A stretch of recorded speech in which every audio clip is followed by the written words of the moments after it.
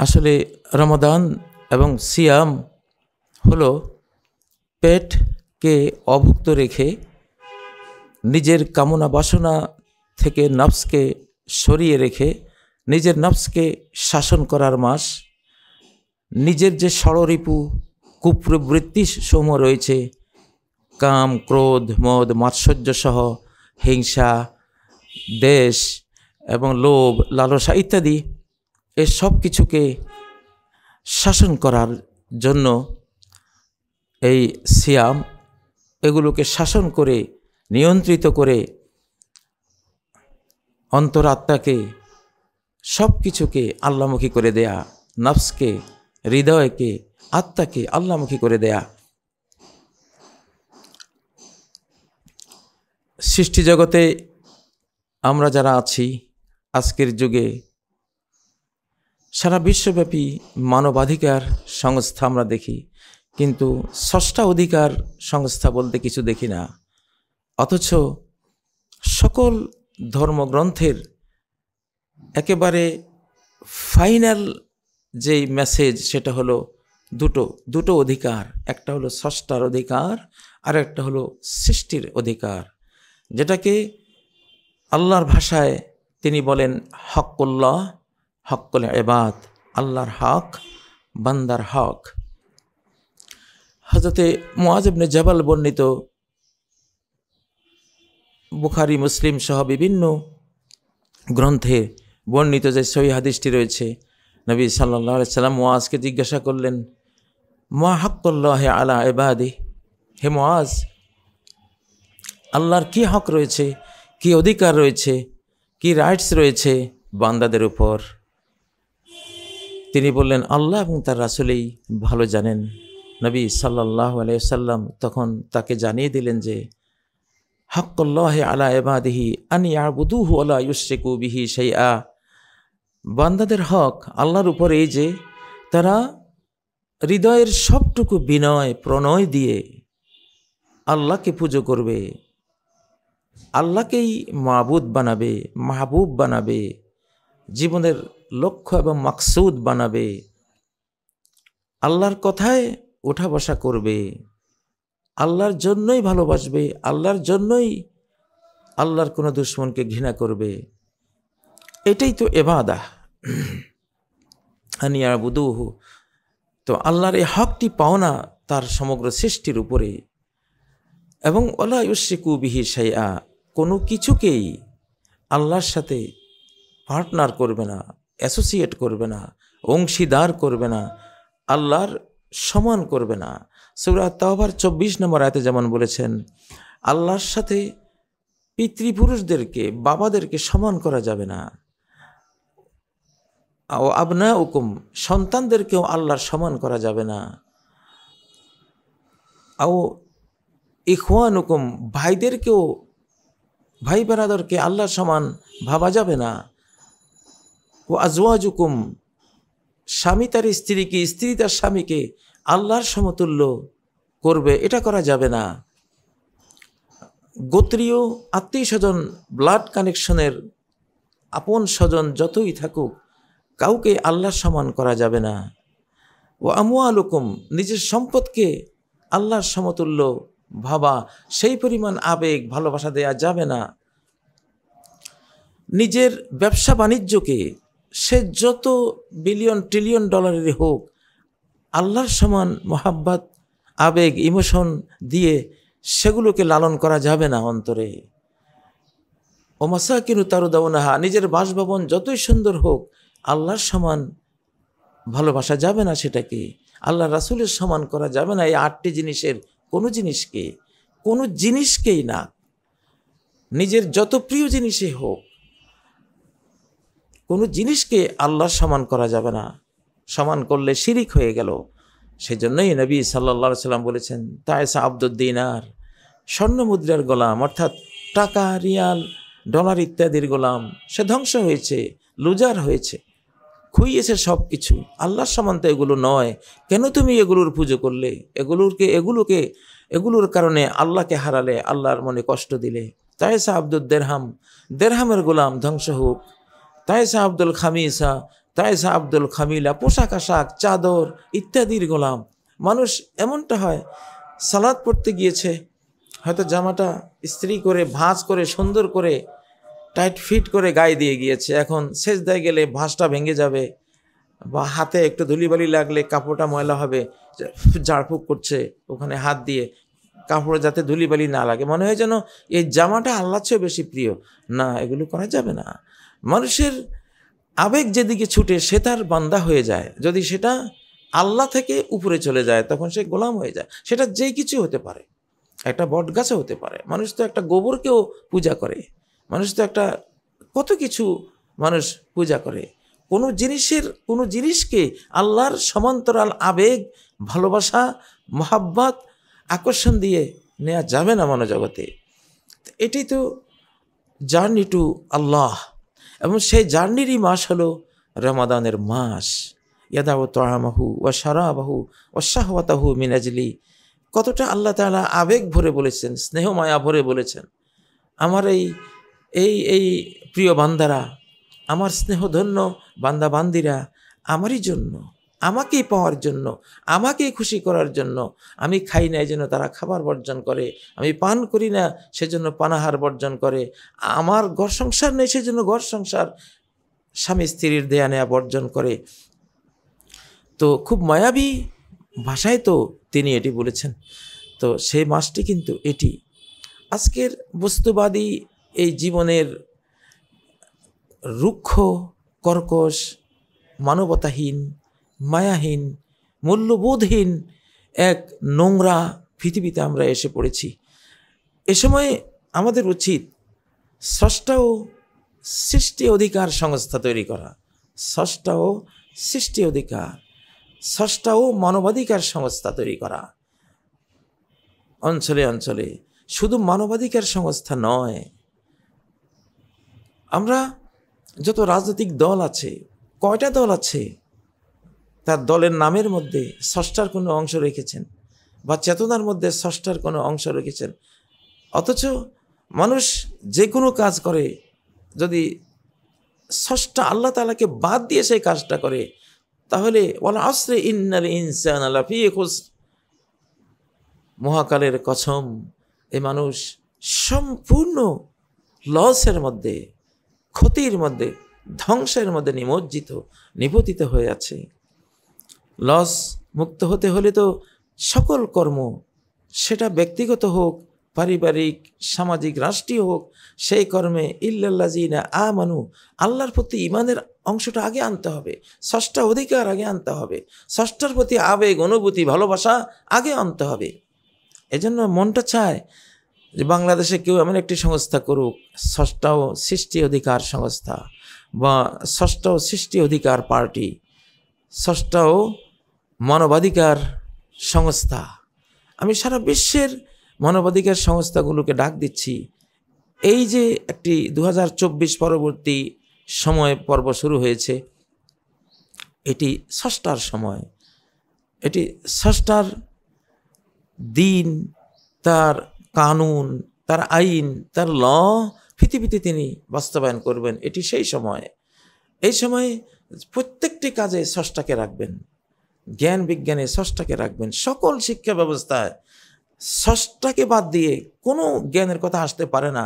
নবীজি বলেছেন যে মা জালাসা কওমুন মাজলিসান, কোনো সম্প্রদায়, মানুষের কোনো একটি দল কোনো মজলিসে যদি বসে এবং সে মজলিস থেকে উঠে গেল, লাম ইয়াজকুরুল্লাহ ফিহি, সে মজলিসে একটি বারও আল্লাহকে স্মরণ তারা করল না, ওয়ালাম ইউসাল্লু আলা নবীহি, নবীর প্রতি সালাত প্রেরণ করল না, ইল্লা কানা আলাইহিম তেরা, তাহলে এই মজলিসটি তাদের জন্য একটি ধ্বংসযজ্ঞ হিসেবে দুনিয়া আখেরাতে আসবে, পরিগণিত হবে। এর রেজাল্ট তারা পাবে, এর রেজাল্ট হবে ধ্বংস, এর রেজাল্ট হবে খাসারা, এর রেজাল্ট হবে লস আর লস।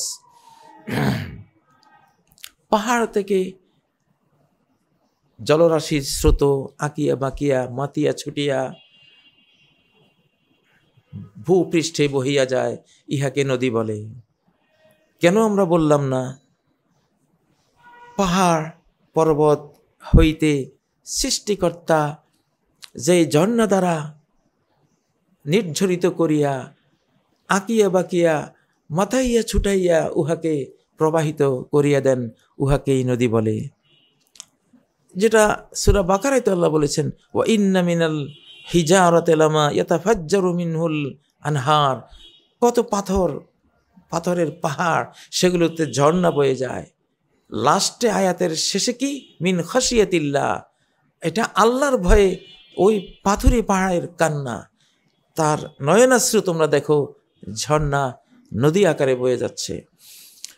এভাবেই তো সকল কিছুতে স্রষ্টাকে আনতে হবে। এটা স্রষ্টার শতাব্দী, এটা ইমাম মাহদির শতাব্দী, এটি আল কোরআন আল ইসলামের শতাব্দী, এটি ঈসা আলাইহিস সালামের শতাব্দী, এটি হযরত মুহাম্মদ সাল্লাল্লাহু আলাইহি সাল্লাম রাহমাতুল্লিল আলামিন হয়ে যে দিন পৃথিবীতে নিয়ে এসেছেন, সেই দিনের শেষ বিশ্বায়নের শতাব্দী, শেষ গ্লোবালাইজেশনের শতাব্দী। ইহুদি, খ্রিস্টান, হিন্দু, বৌদ্ধ সকলেই সাদরে বুঝে শুনে সত্য বুঝতে পেরে নিজের আপন এই দিনকে গ্রহণ করে নেবে। এটা দীনুল্লাহ। এটা ভুল কথা যে মুসলিমের ধর্ম হলো ইসলাম। মুসলিমের ধর্ম ইসলাম নয়, ইসলাম মহাজগতের আল্লাহর ধর্ম, দীনুল্লাহ। ইন্নাদ-দীনা ইনদাল্লাহিল ইসলাম, সূরা আলে ইমরান 19 নম্বর আয়াতে এই ঘোষণাই আল্লাহ দিয়েছেন, দিন আল্লাহর কাছে হলো ইসলাম।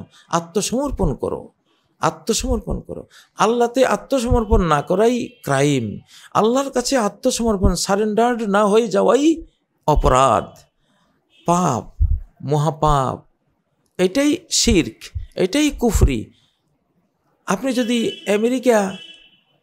আমেরিকা যে রাষ্ট্র আছে সেখানে যান, আপনি সেখানে কল কারখানা অনেক কিছু প্রতিষ্ঠা করলেন, $1 ট্রিলিয়ন খরচ করে বিশাল আপনি নির্মাণ স্থাপত্য শিল্প করলেন, কল কারখানা করলেন, কত কিছু করলেন। কিন্তু একদিন সরকার আপনার এগুলো পরিদর্শন করতে ইন্সপেক্টর পাঠিয়েছে। ইন্সপেকশনে দেখলো আপনার কোনো বৈধ অনুমতি নেই, কাগজ নেই। আপনি আমেরিকান সরকারের উইদাউট পারমিশন সব করছেন, আপনাকে হ্যান্ডকাপ দেবে। আপনাকে অবৈধ এই স্থাপনার দোষে হয়তো সমস্ত কিছু হারিয়ে যাবজ্জীবন কারাদণ্ডের আওতায় আপনাকে চলে আসতে হবে। তেমনি আপনি যে এই পৃথিবীতে এত কিছু করছেন, প্রতি ক্ষণে ক্ষণে আপনার স্রষ্টার সাথে আপনার পারমিশন নেওয়া দরকার। যে কোনো কাজ করতে ইস্তেখারার 2 রাকাত সালাত অর্থ কি, আল্লাহ এই কাজটি ভালো হলে তুমি তৌফিক দিও, খারাপ হলে তৌফিক দিও না, কোথায় ভালো আছে সেখানে তৌফিক দিও। অনুমোদন নিতে হয় এবং কোরআনিক আইনের আওতায়, স্রষ্টার আইনের আওতায় সেটা করতে হয়, না হলে হ্যান্ডকাপ।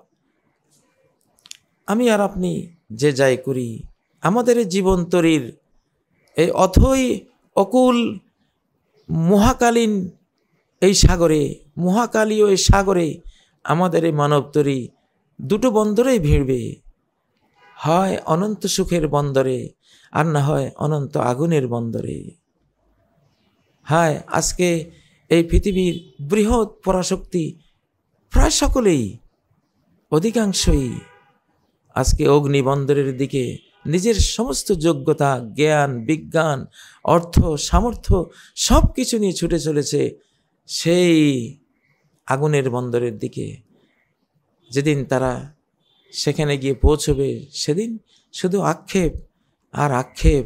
ওয়াকুলুল কাফিরু ইয়া লাইতানি কুনতু তুরাবা, অবিশ্বাসী সেদিন বলবে, হায়রে যদি মাটি হয়ে যেতে পারতাম। কত সৃষ্টিরাই তো স্রষ্টার নির্দেশে আজকে মাটি হয়ে গেল, আমরা তো মাটিও হয়ে এই আযাব থেকে, আগুন থেকে বাঁচতে পারছি না। প্রিয় মানব বন্ধুরা, যে ধর্মেরই হন না কেন, সবারই জন্য এই বার্তাগুলো। ষষ্ঠ সৃষ্টির অধিকার সংস্থা করুন, ষষ্ঠ সৃষ্টির অধিকার পার্টি করুন। আমাদের ছাত্ররা, তোমরা যেই জাতীয় নাগরিক পার্টি করেছ, এখানে 1 নাম্বার কর্মসূচিতে রাখবা ষষ্ঠার অধিকার প্রতিষ্ঠা, 2 নাম্বার সৃষ্টির অধিকার প্রতিষ্ঠা। 2টো কথার মধ্যে যেন তোমাদের এই দলের সমস্ত ইহপারলৌকিক উদ্দেশ্য চলে আসবে। আবারও বলছি, প্রথম লিখবা তোমরা ষষ্ঠার অধিকার প্রতিষ্ঠা। যিনি দিয়েছেন এই জগৎ, এই বাংলাদেশ, যিনি এই মহাজগতের মহান শিল্পী, যার শিল্পকর্মই হলো তুমি, আমি, এই বাংলাদেশ, এ সবুজ শ্যামল পৃথিবী, এই তারাভরা নীল আকাশ, এই উজ্জ্বল দিন, আর এই কালো চাদরে ঢাকা নিঝুম নিস্তব্ধ রাত, এ সবগুলোই সেই একক শিল্পীরই এক একটি শিল্প মাত্র। তাহলে লিল্লাহি মা ফিস সামাওয়াতি ওয়া মা ফিল আরদ, আল্লাহরই মালিকানাধীন, তারই সৃষ্টির অধীন, তারই শিল্পকর্মের অধীন, তারই নির্মাণাধীন, তারই স্থাপত্য শিল্পের অধীন আসমান, জমিন এবং অমা বাইনাহুমা, দুয়ের মাঝে যা কিছু আছে সব কিছু। অতএব আমি সকল দলকে বলছি, আজকে যারা জাগতিক দল করেন, ইসলামী দলগুলো তো অবশ্যই স্রষ্টাকে রাখেন, তারপরেও দলের কর্মসূচির প্রথমটাই হবে স্রষ্টার অধিকার প্রতিষ্ঠা। স্রষ্টার অধিকার কি? তাকে সেজদা দেব, তাকে হৃদয় দিয়ে ভালোবাসবো, শুকরিয়া জানাবো, তো এই জগৎ তুমি দিয়েছ, এই সুন্দর রূপালী সোনালী বাংলাদেশ তুমি উপহার দিয়েছ, অতএব তোমার তো শুকরিয়া করতেই হবে। পদ্মা মেঘনা যমুনা নদীর সোনালী রেখা, রূপালী রেখার মাঝে আঁকা আছে ছবি সোনার বাংলা, নানা ফসলের সাজে। কে দিয়েছেন? তুমি দিয়েছ। অবারিত মাঠ, গগন ললাট ছমি, তব পদ ধুলি, ছায়া শুনিবি শান্তির নি, ছোট ছোট গ্রামগুলি কে দিয়েছেন? আল্লাহ দিয়েছেন। ওয়াজআলা খিলালাহা আনহারা, এই যে নদীমাতৃক বাংলাদেশ, কে এই নদীগুলো প্রবাহিত করেছেন? আল্লাহ বলছেন আমি।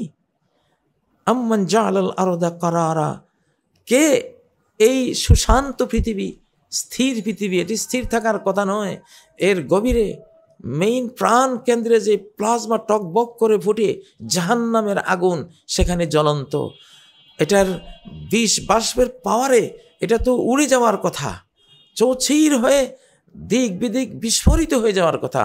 কে ধরে রেখেছে এটাকে একটি শান্তির নীড় হিসেবে? আল্লাহ। ওয়াজআলা খিলালাহা আনহারা, এর মাঝে এত নদ নদী ঝর্ণা কে বইয়ে দিয়েছেন?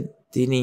ওয়াজআলা লাহা রাওয়াসিয়া, পাহাড় পর্বত কে স্থাপন করে দিয়েছেন কিলক রূপে, টেকটনিক প্লেট পর্যন্ত, এক একটা পাহাড়ের 50-52 কিলোমিটার গভীর তার যে বডি দিয়ে টেকটনিক প্লেটের সাথে সেটে রেখে পৃথিবীটাকে আটকে রেখেছে, যাতে এটা থরথর করে এটা কেঁপে না ওঠে, সব ধ্বংসযজ্ঞে পরিণত না হয়। ওয়াজআলা রাওয়াসিয়া ওয়াজআলা বাইনাল বাহরাইনি হাজিজা, কে লবণাক্ত সাগর আর মিঠা নদীর পানি একসাথে হতে দেয় না, সে অন্তরায় দুটো পানির মাঝে বিভিন্ন অ্যাটমিক রাসায়নিক এমন সিস্টেম করে দিয়েছেন, সেই সিস্টেমগুলোই অন্তরায় হিসেবে দুটো পানিকে একটির সাথে একটি মিশতে দেয় না। এইসব শিল্পকর্ম কার? আল্লাহর।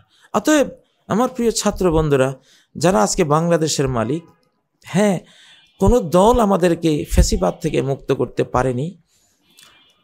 যেই উৎপীড়ক ভারত আমাদেরকে কৃতদাসী বানিয়ে রেখেছে, কলোনি বানিয়ে রেখেছে, করদ রাজ্য বানিয়ে রেখেছে, এখনও সে সচেষ্ট রয়েছে, তার থেকে মুক্তি আল্লাহ দিয়েছেন তোমাদের মাধ্যমে, ছাত্র সমাজ তোমাদের মাধ্যমে।